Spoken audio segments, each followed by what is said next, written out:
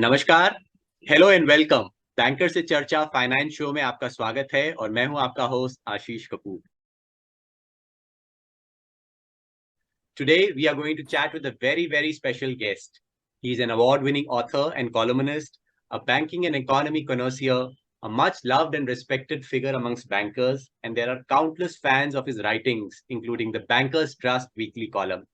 His latest book, called Roller Coaster: An Affair with Banking, topped the best-selling charts immediately after its release earlier this year.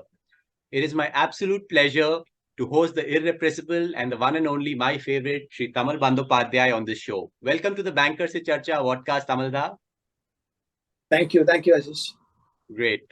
So first things first, sir, could you tell us a bit more about the latest chartbuster book, Roller Coaster: An Affair with Banking, for the benefit of those who have not had a chance to read it first? And how is it different from your previous six best-selling, award-winning works? Say, for example, HDFC Bank 2.0, A Bank for the Buck, or for that matter, Pandemonium: The Great Indian Banking Tragedy.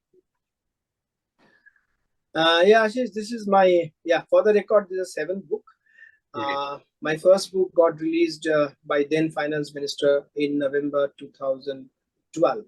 Right. So in about 10 years, this book number 7. And it's, as you rightly said, it's very different from the other books. Because if you see my previous books, if you put them into categories, like they're all a bit of a history of institutions, like say on HDFC Bank, on Bandhan Bank, on the residuary non-banking finance company Sahara, which is of course little different than the other two books. So that was one genre. And then the books were like Lehman, on the Lehman crisis, a collection of essays, or the Pandemonium, which was very data heavy analysis, what has been happening in Indian banking and economy in general, banking in particular. But this current book, which is Roller Coaster: An Affair with Banking, is, I would say, it's very light. I would say it falls into the genre of creative nonfiction. Okay. It's full of anecdotes. So structurally, it's very different. You don't need to break your head. Even otherwise, also, even my data heavy books, also I try to simplify things. Because my philosophy is this: if the bankers are reading my book, only bankers, then I'm a complete failure. I mean, non-bankers should be able to enjoy my book, and for people from different profession, a homemaker, a school child, meaning maybe standard 8 student, also will be able to appreciate my book. So I always take care of this to demystify and de-jargonize things. But here it's completely different. As I said, it's a creative nonfiction. So that's the format. It's anecdotal. It's interesting. Hindi mein jisko mazedar bolte hain, that kind of stuff. Yeah. And also it's more about bankers, the psychology of bankers, than banking. So it doesn't deal with say fighting inflation or how to manage your balance sheet, how to clean up the balance sheets and take care of bad loans, how to grow, and then how not to get into asset liability mismatches. Those are very heavy stuff.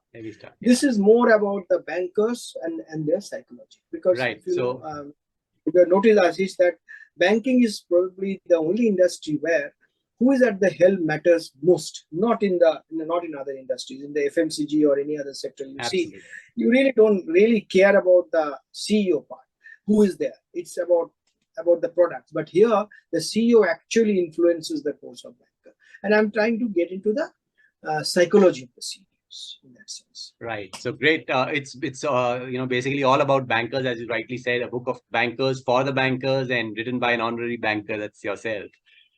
So in the roller coaster, as you've already indicated, there is much emphasis on the personalities and individual style and psyche of many private sector bank bosses, some PSU bankers, as well as eminent officials of our central bank, the Reserve Bank of India.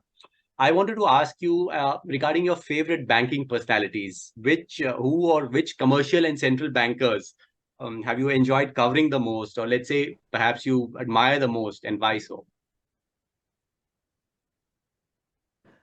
Well, there are many. If you look at the tough, there are many. Now, what happens is that we don't talk about much about the public sector bankers because,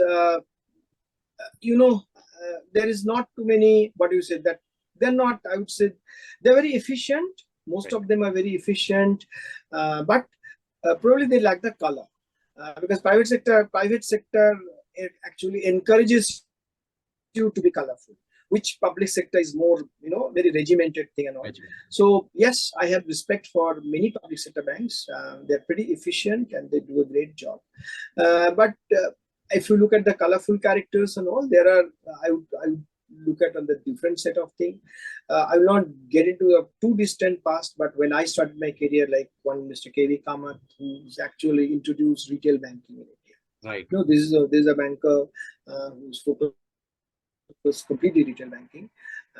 He brought in there, and then if you talk about Aditya Puri, again, no nonsense, no frill banker, and he's probably one of them for whom his liability was more important than assets. In the sense, you have to keep your liability, cost of liability on the lower side. Then only you can earn more on your the so-called NIM, net interest margin, but at the same time you can give loan to the best of the borrowers. So that's a very different kind of thing, and he has built a great institution as we speak. It is becoming bigger through the merger. Among the current crop, Uday Kotak is one person. Again, Uday Kotak also one banker who believes that banking is more a liability business, and I think he, at the current level, he's the best risk manager among the bankers. And then talk about say Sandeep Bakshi, another person. His style is very, very different. His leadership is very, very different. He has taken his role as a sort of trustee of, because he's a custodian of public money. You don't have to.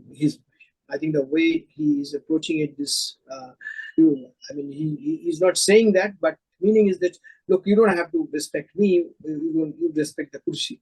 So it's for him, the banking is all about, he is just a custodian, and he will not be there tomorrow.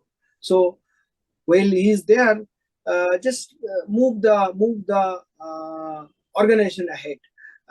So what happens is when the personalities try to become bigger than the organization, then they invite trouble. I would not like to name, but Sandeep Bakshi is a completely background person. He does not come in any functions. He avoids everything. He pushes his own people ahead. So these are the interesting characters. Among central bankers, again, if you ask me, my all-time favorite is Dr. Bandyopadhyay. I started getting into the bank reporting. That was when Dr. Rangarajan was stepping down. Since then, I have seen many governors. But I'll say that Dr. Reddy, I think, in fact, he is responsible for what we have seen, how he protected the Indian financial system from the 2008 Lehman crisis. We call it global crisis, call it North Atlantic crisis. This semantics, but the fact is Indian financial system was not affected. It's largely because of Dr. Reddy. And finance ministry people say that he was like a gunda. Because what he stands for, he was convinced and actually greater good for the economy. That's it. Again, Dr. Jalan also did an excellent job. Dr. Jalan came when the East Asian crisis happened, and the way he managed it. And there's a difference between Dr. Reddy and Dr. Jalan. Now, Dr. Jalan was a sort of general physician. He will touch your, feel your pulse, and he will give the medicine. But Dr. Reddy was as a specialist. He will go for diagnostic studies, and then he will recommend the medicine. And of course, the current chairman, current Reserve Bank of India governor, he has the toughest job probably among all the governors because of the COVID crisis. But the way he managed the economy, the way he managed the banking system, it's phenomenal. So if you see every governor has their own strength. The banking system came up clean because of the asset quality review done by Dr. Raghuram Rajan, and his successor Urjit Patel followed it up with diligence. So every central banker has pluses, But if it comes to, as I said, if it comes to my mind, the first would, would be Dr. Reddy, always. Right. And then, of course, as I said, Dr. Jalan has done a phenomenal job. And the current governor, Shaktikanta Das, also has been phenomenal. Great. Staying on the subject of bankers, there are many anecdotes, incidents, बहुत सारी humorous stories of individual bankers have been narrated in the book. Can you share a few more interesting anecdotes that have been captured in the roller coaster book? Oh, there are many, many, but I will not take too much of time. I would like to, only two, I think probably two, few of them, I would say, maybe two of them. One is, here is a banker, I used to have, often I used to have lunch with him at the executive lunch room. The first day, and that was a sort of ritual, maybe once in 2 months, I would meet him and have lunch. The first day when I moved, the first lunch invitation, when I got into his cabin, his executive assistant led me to the executive lunch room and said, you sit on any chair, and except for one, well, on a little bit of, on the chair, there was a white towel put on. He said, this is boss's chair, and you sit anywhere else. Right. Fine. The boss came, and then there's a food was phenomenal, and from the office, of course, from the office canteen, but because I am a Bengali, the organized was kind of fish, and also rasgulla and mishti doi, all these things are there. And then I found that, then I got the unravel the mystery of the white towel. I found that one of the kitchen help, a gentleman, was standing behind this person, with the white towel in hand. Towel, okay. And this person had habit of, this banker had the habit of eating green chilies while having lunch. And while having lunch, while having green chilies, he would sweat, and there's a bald pet. He was a baldy. His bald pet will be full of, it started sweating, and this gentleman, the kitchen help, would stand behind him and wipe the sweat from his bald pet. Oh, so I've never seen that. And with a lot of pride, this banker told me, look, I don't allow him to do anything else. So you imagine, this fellow is on payroll. I don't know how much he was earning, but his only job was to wipe the sweat out of the bald pet of this bank chairman. Wow. Well, look at another bank chairman. In this case, this gentleman was a very hard nut to crack, because we as a journalist always try to become friendly and try to get stories from you, stories quote unquote. But this gentleman was very tough. So I used to sit outside his cabin for many days. It was very difficult to get in. Though finally one day he allowed me to get in, and then we were discussing things, and he said, what do you want to know, etc. I said, no, nothing. I just come here. I'm a student. I want to learn how you do things, so on and so forth, just to make him feel comfortable that I don't have any other agenda. He said, well, you think that I am the CEO of this organization, and I give loans, and we have a committee, etc., and do this thing. Nothing like that. Everything depends on, then he took me to his antechamber kind of thing. There's a small temple, and there's a goddess there. He said, it's everything depends on the goddess. So what happens? When I get a loan proposal, I put the proposal at the feet of the goddess. I will not name the goddess, because then you would probably guess who's the banker.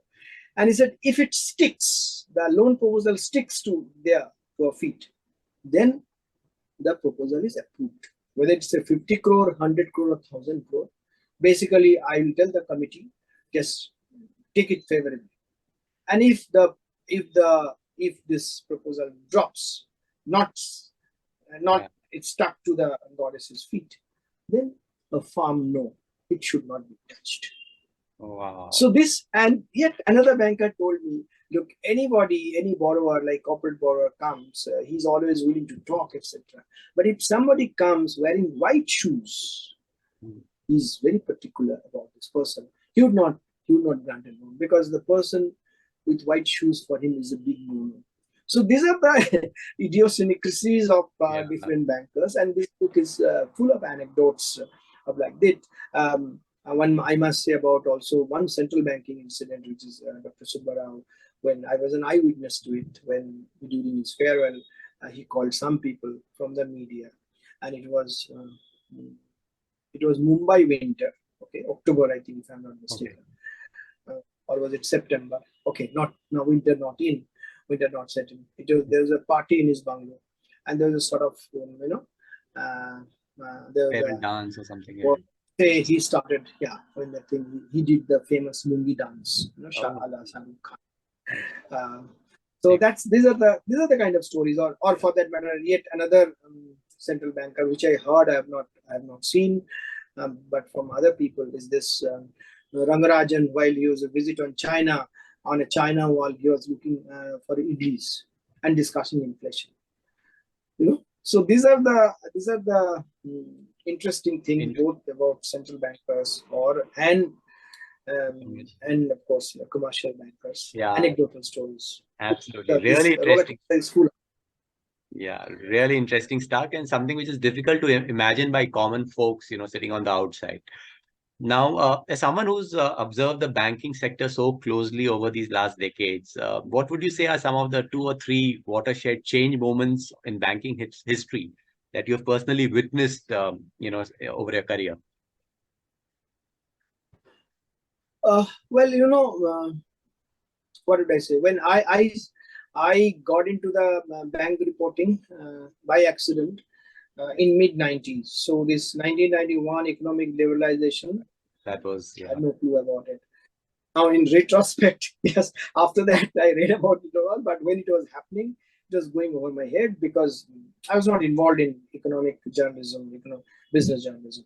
Right. And then 93, 94, the first set of new private banks came. Again, I didn't care about them because, as I said, I started in sometime 95, mid 95, I started doing my career. So since then, we have seen many important events. One of the opening up and the kind of regulatory changes. That's a different story. But what happened to Indian banking primarily, I think, I'm not getting into the crisis like in 97 or 96, this East Asian crisis, or 2008, Lehman, led by Lehman, the global crisis, or 2020 COVID. These are all known, but I think one very critical thing that has changed the way banking is done is what was driven by Dr. Rajan, the AQR, asset quality review. Right. So what was happening in this asset quality review? Because he got a sense after Dr. Rajan took over, he got a sense that look, bankers are hiding. Bankers are not telling the truth. They have their NPAs rising, but they're not coming out in the open. And here also found that many of the corporations, the borrowers, actually, when you are into a project and you are into business, you have to put your equity on the table and then you go for debt. But what was happening? They were using bank money, meaning your money and my money, public money, both for equity as well as debt. So they're not coming. They're not bringing their portion on the debt. And then what happened is this around towards the end of the previous regime. I'm talking about Delhi. Things were just not moving. I mean, there were so many cases, issues related to environment and Supreme Court judgments, so on and so forth. Projects were not taking off, and then of course fund diversion by multiple companies and the promoters not bringing their own. They didn't have the skin in the game. They're not putting in money in the form of equity. So all these things actually led to the ill health of the banks, but the banks were not recognizing this. So Dr. Rajan sensed it. And then first he did, he met the banks, inform the central bank about all the state of affairs about the credit, the loan accounts, whether they are actually being serviced or not. This mechanism called CRILC. Through that, he got a sense that he got confirmation that yes, things are not as good as it's been projected. And then what happened is it's very unique. It never happened in the I don't think any other country has witnessed this. It's called AQR, Asset Quality Review, which essentially means that, look, I don't trust your auditors. I don't trust your numbers. I don't trust your balance sheets. My inspectors will get into your bank, will get into your kitchen and see actually what's the state of affairs. So, and then what happened, after post AQR, we found that the NPA is rising like anything. And some of the banks actually came to almost 1/3 of the assets turn NPAs. A few banks, 1/4 turn NPA. And now, as we speak, our banking system is in pink of health because of this AQR, Asset Quality Review, Reserve Bank of India, which could not, Dr. Rajan started, but he could not complete it, which his successor, Urjit Patel, continued with equal aggression. And around the same time, one more landmark thing happened in India is the IBC, insolvency code, which came at a phenomenal speed, at a record time. Pranab Mukherjee was president of India, and it just took, just within a few months, IBC also came. And then we found that cleanup. On the one hand, RBI pressure on the banks to clean up the thing, and on the other hand, banks were taking the errant borrowers to the IBC and recover their money.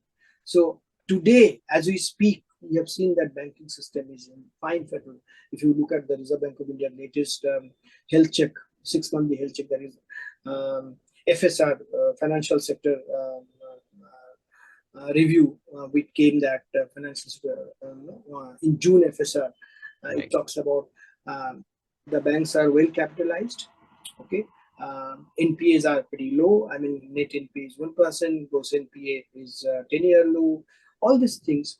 And of course, the profitability, as you've seen, that public sector banks' collective profitability crossed 1 trillion last year, rupees 1 trillion in 2023. So all this happened because of the AQR and IBC. So if you ask me during my career, leaving aside the other external events like COVID and global Lehman crisis and recession crisis, I would think that AQR and IBC, these two have changed the landscape. No, right. Very, very aptly described. Also, just looking into the future, and if you were to put out your deep thinker hat on, what do you consider are the key opportunities or challenges? Just one or two opportunities or challenges for the Indian banking industry in the years ahead? No, opportunities though are many. If you see that our India is the fastest growing economy among the larger economies, with the fastest growing, and I'm not getting into those numbers, how many trillion will be in how many years and what will be the position, but the fact that we are doing pretty well, and so the market is enormous and still underbanked, despite all that talk about we are taking the banking to the hinterland, so on and so forth. But still, you have people who are not covered by the banking system. Let's not talk about the villages and rural areas, remote areas. Even as you speak in Mumbai and Delhi, you will find people, they are not banked. They do not have the banking system, have access to the banking system. So there is a huge opportunities in every way. As we speak, bankers are into the. We see that there is some cracks in the retail space, etc. In fact, last few years, bankers have gone whole hog into retail. They're pretty conservative about giving money to corporations. But now things are slightly changing. The corporate loans also paying off. Right. But having said that, I think now the opportunities in retail are enormous. And the biggest challenge is how you invest technology. Because globally, in fact, when it comes to the payment system, you see that we are in the forefront. I think India has taken the rapid strides on the payment of. I don't think anywhere in the world, I'm talking about US, UK, and other things, the payment system is as efficient as we do in India. It's in India. So that part is taken.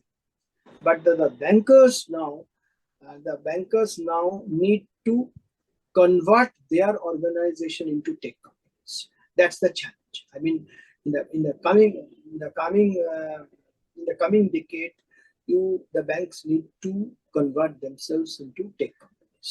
So that's the challenge: how you embrace technology and how you use it, for the benefit of, and for the benefit of in technology. It's an all-purpose thing. Like when it becomes easy for the customers, it brings down your cost, everything there. So that is the biggest challenge, and that's also the biggest opportunity. Right. So thank you so much, Tamalda. Really appreciate that you took out time to chat with us today and share snippets about the book as well as your thoughts regarding banking sector and bankers. आपका बहुत बहुत शुक्रिया. आज के लिए इतना ही दोस्तों. आशा करता हूँ कि आपको ये चर्चा आज पसंद आई. आप इस वीडियो को लाइक करें, शेयर करें और चैनल को सब्सक्राइब करें ताकि आने वाले और सारे वीडियोस आपसे कहीं मिस ना हो जाए. हम तमिल बंदोपाध्याय साहब से अगली एपिसोड में फिर बात करेंगे. आज के लिए इतना ही. थैंक यू, धन्यवाद, नमस्कार, जय हिंद. Thank you.